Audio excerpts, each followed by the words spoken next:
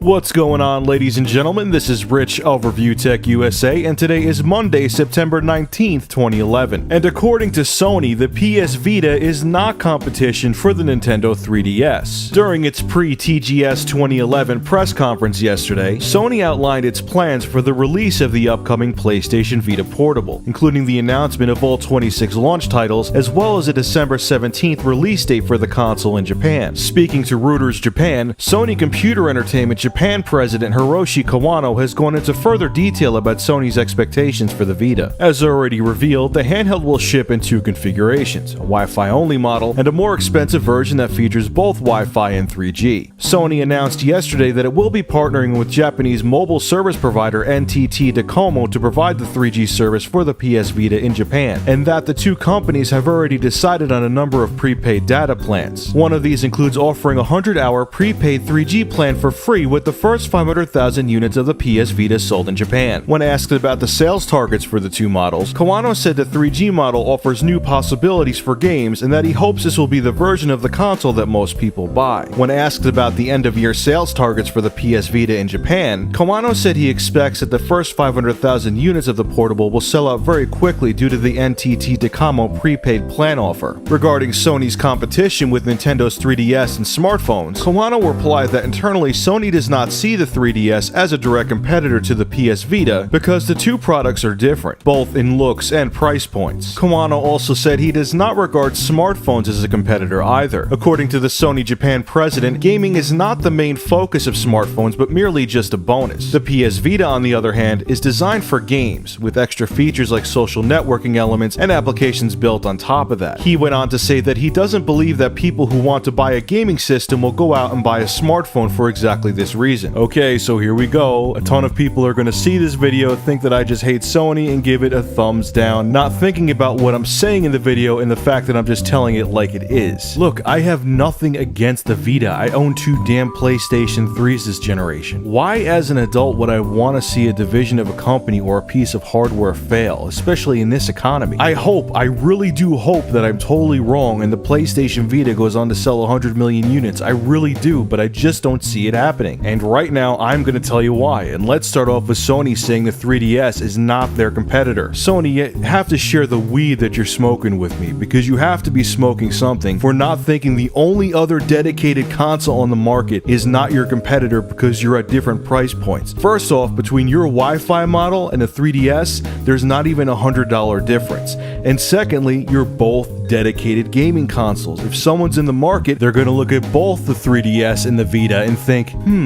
what games do I like and what system would fit my needs? If you really think that the 3DS is not your competitor, you are living in a dream world and smoking some amazing pot, and I want some of it. Send it to my mailing address, please. And again, here we go back to the whole smartphone thing. Sony is saying that the PS Vita is a totally different animal than a smartphone. And if it was 2005/2006, I would have totally agreed with them. But the technology in smartphones now will be, and it almost already is, equal to what's in the PS Vita, and it already surpasses the 3DS. Now, the argument that I hear from the Sony and Nintendo defense forces is that people buy portable gaming consoles for true gaming. When people bought a DS back in the day, they bought it for a real gaming experience.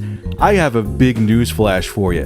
When the DS Lite came out, most of the people I saw walking around with them were chicks because they wanted to play Nintendogs while they were on break at work. They weren't hardcore gamers buying the DS back then, and the reason they bought the DS was because smartphones at the time didn't have the hardware to play the games they wanted to play. So people didn't mind walking around with an extra piece of hardware in their pocket or their pocketbook, well, because they had no choice, they had to. So the same people that were very casual gamers back in the day that would have bought a Nintendo DS Lite are just going to play Angry Birds on their cell phone or other casual games. The other argument I hear from people who are very pro 3DS and PS Vita is that they don't like touch controls. They don't want to deal with playing games with touch controls. They want tactile feedback. They don't enjoy playing games on their cell phones because they don't have actual analog sticks and a D-pad. Again, I have a news flash for you.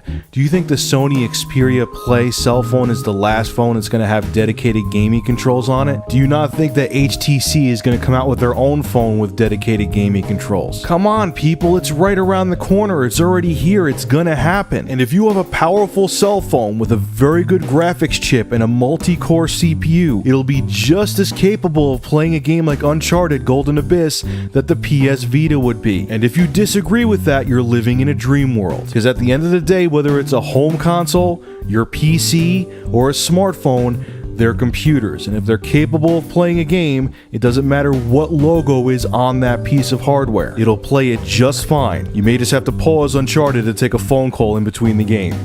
Oh no. The only thing that makes me think that Sony may have a chance with the PS Vita is that the original PSP wasn't really for the casuals either, and it went on to sell over 80 million units. That's definitely not a fail at all. That's a pretty successful system. And maybe those 80 million people will go out and buy the PS Vita. Who knows? We'll have to just wait and see. So leave your thoughts on this. Do you think that Sony is totally talking out of their ass saying that the 3DS and smartphones are not their competition? Or do you agree with them and really think that they are a totally different animal? Make sure to rate, comment, favorite, and subscribe, and as always, thank you for supporting Review Tech USA.